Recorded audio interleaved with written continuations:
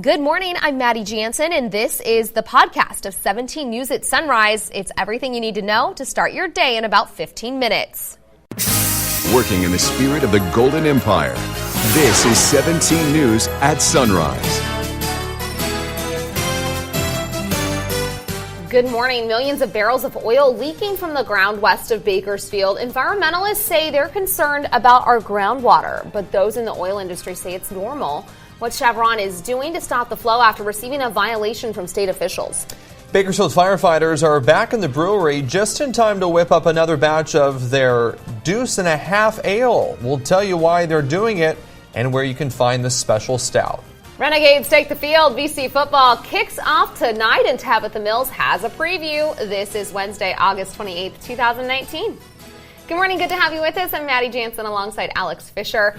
I'm feeling for those football players. I was going to say, players right now who have to go out and play in this heat. It's going to be pretty hot out there. You know, we saw an incredibly hot day yesterday, but the question is this heat streak going to continue, Kev? Well, the good news is we didn't hit that 105 that we were thinking yesterday. It was still hot, and I know I had baseball practice with my team, and we just took it easy, made sure everybody took breaks and were hydrated. Our high was 102 degrees, so a few degrees off what we were thinking. 111 was the record set back in 1931. Right now, we're holding on to 80 degrees in Bakersfield with no winds under clear skies. As we take a look at the hour by hour here, we'll start out right near 79 by 7 a.m., 94 at noon, and by 3 o'clock, 100 degrees. And a light northwest wind at 6. In the Tehachapi area right now, 61. No winds to talk about. We'll see a little breeze this afternoon. Starting out in the 60s, 88 at noon, and by 3 o'clock, you're looking at a southwest wind at 12 and a temperature right near 90. We'll talk much more about your weather in just a little bit, but first, let's send it over to Alex. He's got a check of the morning commute. All right, thanks so much, Kevin. Taking you outside for the first time this morning to the 99 near White Lane, and as you can see, it looks like traffic is picking up on that side of town, especially for this time of morning. Usually it's a little more quiet in that area at 5 a.m. But regardless, it's still looking pretty good on that side of town. We do have one crash being reported on the 99 Southbound Lanes near the 119 off-ramp. And it looks like there's no injuries reported here, which is the good news. It looks like a car went into the guardrail. So just be mindful of that if you're headed out that way. It doesn't look like it's anything major, but you could run into some law enforcement on scene trying to clear that crash. There's also another crash being reported on the southbound lanes of the 99 near the 155 off-ramp. Again, no injuries here. It looks like a vehicle went into the center divider, and CHP is clearing the scene. So just be mindful of that as well. There's also one more crash being reported in the 2700 block of South Union Avenue, and there's no injuries involved here either. So just a few minor crashes this morning, which is, the good news here is that it's not going to necessarily affect your commute, but if you're headed out the door within the next few minutes, you could run into those scenes. We'll have another check of your morning commute coming up in about 15 minutes. Breaking overnight, the Kern County Sheriff's Office is investigating a shooting that left a man dead in Wasco. KCSO says it happened just after 9 on Camellia Street. Firefighters were responding to a medical call, but they discovered the patient was actually the victim of a shooting. That's when deputies responded and began investigating. The man died at the scene. Right now, KCSO doesn't have any suspect information. Anyone with information about the shooting is asked to call KCSO at 861-3110. Or you can remain anonymous by calling the Secret Witness Hotline at 322-4040. We're learning more about an oil spill that's been going on for 16 years at an oil field about 25 miles west of Bakersfield. We first told you about this story yesterday here on Sunrise. The video you're looking at is from an oil seep that started in May, but Chevron says about 1,000 feet away is the seep that's been leaking since 2003. Roughly 2 million barrels or 84 million gallons of oil and water have flowed to the surface from that seep. That is significantly more than the seep from May, where nearly 32,000 barrels of oil and water leaked.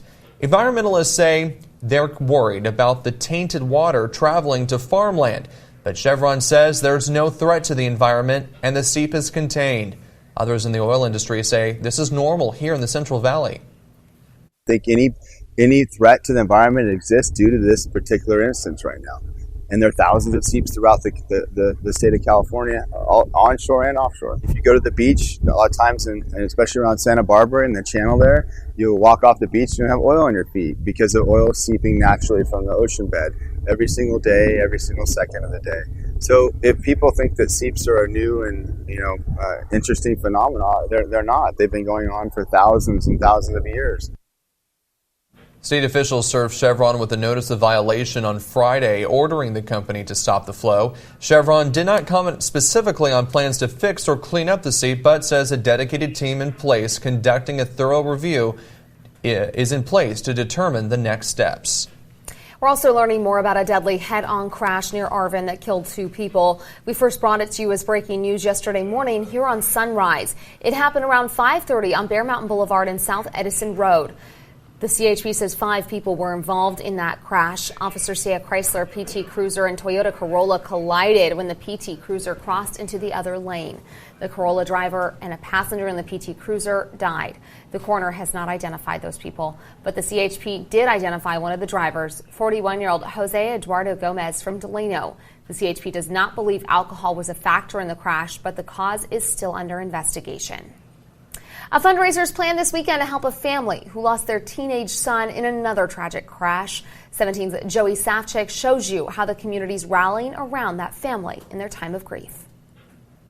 Earlier this month, tragedy struck when the Regalado family was hit by a car. Their 13-year-old son was killed. Now the community is coming together to help get the family back on their feet. On Saturday, from 2 to 5 p.m., Spencer's Restaurant on Rosedale is holding a barbecue, offering $10 chicken or deep pit plates and donating 100% of the proceeds to the Regalado family. Victor Regalado worked at Spencer's for nearly a decade, but the crash left him severely injured and unable to work. So the restaurant community is coming together to support the family. We're a family here. We celebrate together and we mourn together. And I thought there had to be more than just putting a bucket at the cash register to help. And if you can't make it to the barbecue on Saturday but still want to help support the Regalado family, you can find the link to their GoFundMe on our website. From Spencer's, Joey Safchik, 17 News. A man accused of killing his daughter-in-law in their southwest Bakersfield home is set to appear before a judge today. Late Monday, police booked 65-year-old Jagjit Singh on a charge of first-degree murder. They say he is suspected of shooting 37-year-old Samandit Kaur Kuner at their home on Menanche Meadows Drive Monday morning. Those who know the family say Singh lived in the home with his son, daughter-in-law, and young grandchildren. Singh does not have a criminal record, but he's currently being held without bail. Police will not comment on a possible motive. A Kern County jury convicted a man of murder for shooting another man who allowed him to stay at a central Bakersfield apartment. Prosecutors say Marcus Candler was staying at the apartment on 33rd Street where Jamori Holiday and a woman lived. They asked Candler to leave after he brought a gun into the apartment without their permission. On April 8th, Candler became confrontational and shot the pair. The woman survived, but Holiday died. He faces more than 80 years to life in prison and is due back in court for sentencing next month. We're getting our first look at the National Transportation Safety Board's report from a deadly medical helicopter crash in Mcfarland nearly 4 years ago. 4 people were killed in that crash on December 10th, 2015. One of them was a critically ill patient being taken to what was then called San Joaquin Community Hospital in Bakersfield. The report concludes the pilot took off under visual flight rules but tried to turn back in heavy rain and fog and crashed in hilly terrain. It also states the pilot's lack of recent experience with nighttime operations. The pilot, a flight nurse, and flight paramedic were also killed in that crash. Bakersfield police need your help to nab a diaper swiping duo. Officers say these 2 men grabbed as many boxes as they could at the Albertsons on Brundage Lane last month and took off without paying. It happened around 9:30 at night, July 15th. If you recognize either man or know anything about the case, call police at 327-7111. The Bakersfield Rotary Club presented Bakersfield Memorial Hospital's Grossman Burn Center with a hefty donation. Our camera crew was there yesterday as they presented a $10,000 check. This is just one of the 3 they have committed to for a total donation of $25,000. It's a pledge the group made to one of the care rooms in the burn center. Rotary Club members, including KGET Vice President and General Manager Derek Jeffrey, were there for the presentation. Feeling the support from our local charities and organizations that support us. Bakersfield is a very giving community, and to have the continued support of our community members to keep this establishment open, as well as keeping up with the latest and greatest technology and equipment, very much means a lot. The Burn Center opened its new permanent space at Memorial Hospital back in May. The hospital says the center has been up and running since 2016, operating out of a temporary facility. The renovated space includes a 7-bed intensive care unit and also serves as an outpatient facility. There's still 48 hours to help us fill the tundra and help animals at the Bakersfield Animal Care Center. The tundra is back outside our studio this morning right now. Here's a live picture of it at Compassion Corner. Bill Wright Toyota and North Bakersfield Toyota partnering with us and providing the tundra to fill. The Animal Care Center is in need of things like paper towels and kitten and puppy milk. So our goal is to fill the tundra with pet supplies. It's back outside our studio right now. It'll be back out there on Friday. You can also drop off donations in our lobby or at Bill Wright Toyota or North Bakersfield Toyota through Friday. You can find the full list of what the shelter needs on our website, KGET.com. And when you donate, you'll get a certificate for a dozen Krispy Kreme donuts while supplies last. Still ahead this morning on Sunrise, brewing up a new batch. The deuce and a half went fast. This time, will it go even faster? We catch up with firefighters as they get ready for the Kern County Fair. Plus, what money from the beer will benefit?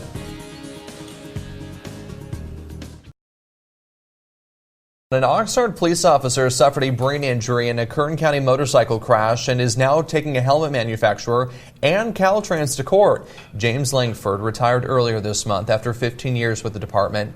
In a news release, the department said the 2017 crash on Highway 58 ended Langford's career.